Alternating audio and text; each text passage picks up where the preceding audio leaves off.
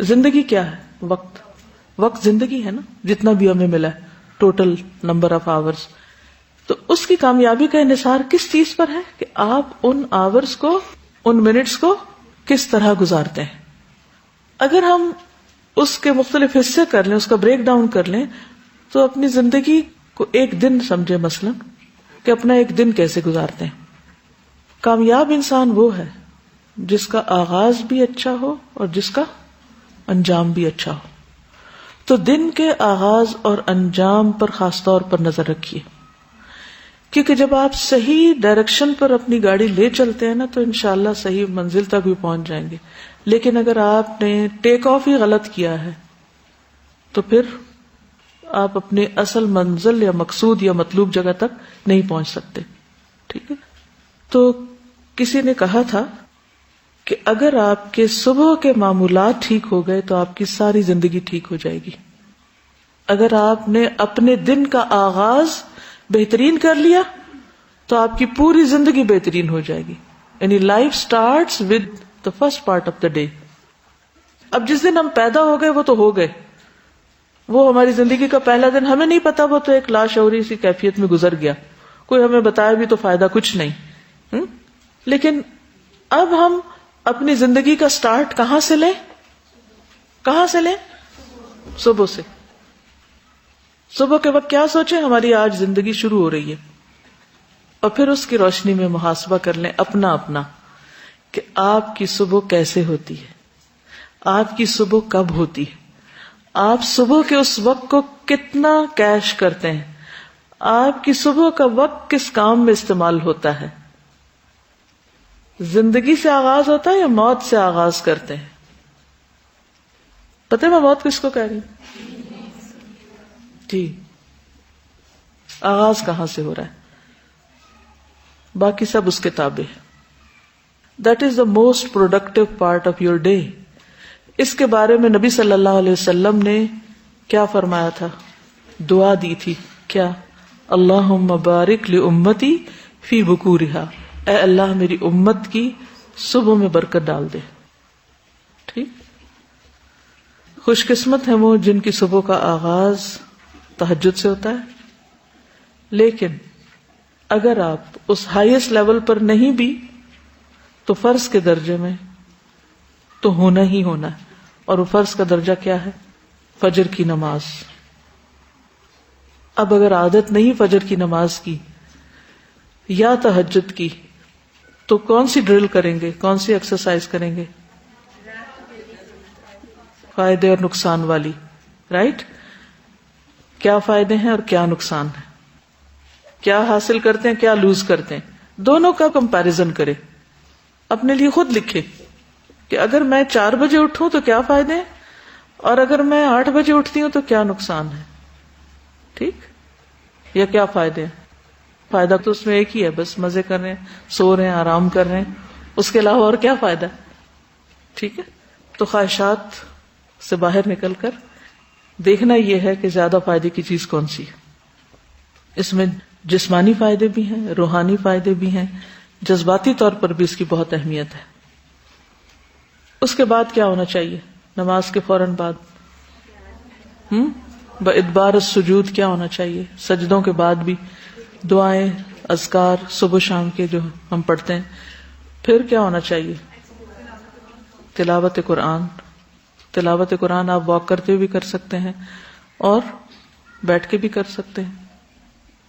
پھر کیا ہونا چاہیے؟ ایکسرسائز. ایکسرسائز میں موسم کے حساب سے آپ باہر اور اندر دونوں میں سے کسی چیز کا انتخاب کر سکتے ہیں. اگر باہر نہیں نکل سکتے، یہ گھر ایسی جگہ ہے کہ باہر ہے ہی کچھ نہیں، ہے ہی اندر، تو پھر آپ کیا انڈور ایکسرسائز کے طریقے جانیے. کوئی بھی چیز مشکل نہیں، امپاسبل نہیں. آپ کو پراپر طریقے سے اسٹریچز کرنا آنے چاہیے، فلور کی ایکسرسائز آنی چاہیے کہ اگر آپ کہتے ہیں میرے پاس کچھ بھی نہیں، کوئی کمرہ خالی نہیں، کچھ نہیں، لیکن جس جائے نماز پہ آپ نے نماز پڑھی ہے اتنی جگہ تو مل جائے گی نا آپ کو. تو اتنی جگہ میں کیا ایکسرسائز ہو سکتی ہیں وہ کرنا جان لیں. پھر 2 چیزوں کو کمبائن بھی کر سکتے ہیں، مثلا اسٹریچز اور صبح شام کی دعائیں، یا آپ دونوں ایک وقت میں کر سکتے ہیں اگر وقت کم ہے. ٹھیک ہے. اگر ایکسرسائز کا اس وقت نہیں ٹائم کہ آپ کو بچوں کو اسکول بھیجنا ہے یا کچھ اور کام کرنے، تو پھر فوری طور پر آپ ساتھ کیا کر سکتے ہیں؟ آپ کچن میں کام کرتے ہوئے بھی صبح شام کے اذکار کر سکتے ہیں، لیکن آپ نے ان کو چھوڑنا نہیں. اگر آپ تلاوت نہیں کر پا رہے کسی وجہ سے، مثلا بچے کی پیدائش کے بعد، پیریڈز کے دنوں میں، مثلا آپ بیمار ہو گئے ہیں، آپ قرآن مجید کھول کے لاؤڈلی نہیں پڑھ پا رہے، تو کیا پڑھیں ہی نا، چھٹی. آلٹرنیٹ کیا ہے؟ Cassette player, CDs, mobiles, I V R, کہیں سے بھی آپ، اب تو ہر جگہ اویلیبل ہے، یعنی کوئی عذر نہیں ہو سکتا. جہاں سے آپ کی تلاوت کی ریڈنگ چھٹی، آپ بک مارک لگا دیں، وہیں سے آپ لسننگ شروع کر دیں، اور لسننگ کرتے وقت اپنے اندر ہی اندر اس کو دہراتے رہیں. اور ایک چیز جو مجھے بہت فائدہ دیتی ہے لسننگ میں، وہ ہے یہ بالکل سچ کہا جا رہا ہے. میں اپنے آپ کو ہر تھوڑی دیر کے بعد کہتی ہوں یہ بالکل سچی بات ہے، یہ بالکل سچ ہے، یہ بات ایسے ہی ہے، یہ ایسے ہی ہے، یہ ایسا ہونا ہے، یہ ایسے ہوا تھا. یعنی اکارڈنگلی اس کو میں جواب دیتی ہوں تاکہ ایکٹیو لسننگ ہو. ورنہ کیا ہوتا ہے، وہ کہیں بیچارہ کیسٹ پلیئر چل رہا ہے اور ہم ادھر باتیں کر رہے ہیں، کبھی کچھ کر رہے ہیں، کبھی کچھ کر رہے ہیں، دھیان ہی نہیں.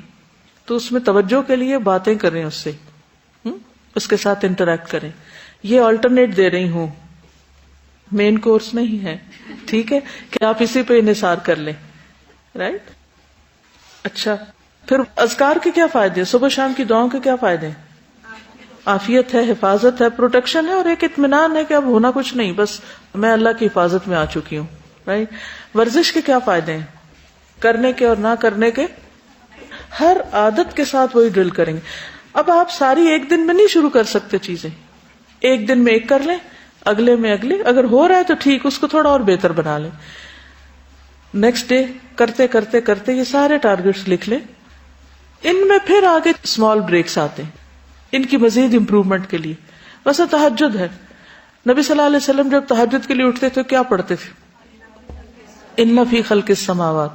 آپ کو آتی ہے کہ نہیں؟ اگر نہیں آتی تو حفظ کرنا شروع کر دیں، اپنا ٹارگیٹ لکھ لیں کن آیات کو حفظ کرنا ہے. حفظ کرنے کے باوجود بھی نہیں ہے آپ کو ترتیب یاد رہتی، کوئی پرنٹ کر کے لکھ کے لگا لیں کہ اس وقت آپ دہرا لیں. تہجد شروع کرتے ہیں تو دعا استفتاح کیا ہے؟ اللہم لک الحمد. اگر دعا یاد ہے تو ٹھیک، نہیں تو اپنا ٹارگیٹ لکھ لیں کہ مجھے یہ دعا یاد کرنے کی، کہ نبی صلی اللہ علیہ وسلم اس سے آغاز کرتے تھے. پھر اس کے بعد یہ ہے کہ آپ کو اپنی فزیکل ہیلتھ کی طرف بھی توجہ دینی. ایکسرسائز کے علاوہ ناشتہ ضروری ہے، ٹھیک، لیکن ٹائم کس کے پاس ہے بیٹھ کے ناشتہ کریں. اب اس کا آلٹرنیٹ تلاش کریں کہ کیا کم وقت میں ہونے والا ناشتہ ہے. ضروری نہیں کہ آپ ایک پراٹھا بنائیں اور 7 مسالوں والی آملیٹ بنائیں اور پھر چائے کا دیگچا پکائیں اور پھر آپ آرام سے کئی کپ چائے کا پی کے پھر آپ اٹھیں یہ ناشتہ ہوا. کہ فارغ لوگ تو کر سکتے ہیں لیکن کام والے نہیں کر سکتے. پھر دیکھیں کہ نبی صلی اللہ علیہ وسلم کیا کرتے تھے. کیا کرتے تھے پتہ ہے؟ شہد ملا پانی پیتے تھے. اور اس پر ذرا ریسرچ کریں کہ کیا آپشنز ہو سکتی ہیں کوئک، ہیلدی اور مسنون ناشتے کی. ہم کیا کرتے ہیں؟ میدے والی بریڈ کھاتے ہیں جیم لگا کر. آپ کو پتہ ہے اس کے نقصان دونوں چیزوں کے کیا؟ اور جن لوگوں کو بریڈ نہ ملے وہ سمجھتے ہیں ہمارا تو ناشتہ ہی نہیں ہوا، اور پھر اٹھا لیتے ہیں اور راستے میں چلتے چلتے کھاتے جاتے کہتے ہیں ہم نے ناشتہ کر لیا ہے. وہ کون بتا رہا تھا اس دن مجھے کہ بچوں میں ہی جو شوگر کی بیماری عام ہو رہی ہے اس کی بنیادی وجہ کیا ہے؟ میدا کھانا. نبی صلی اللہ علیہ وسلم نے ساری زندگی نہیں کھایا. کچھ لوگ کہتے ہیں ہم ناشتہ کرتے ہی نہیں ہیں، عادت ہی نہیں. ناشتہ نہ کرنے کے نقصان کیا ہے پتہ ہے آپ کو؟ وہ بھی ذرا ڈھونڈے اور لکھیں.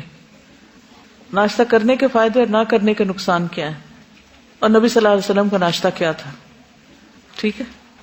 پھر اس کے بعد آپ ٹریول کرتے ہیں گھر سے، اس ٹائم کو کس طرح گزارتے ہیں اس کا جائزہ لیجئے. ٹھیک ہے.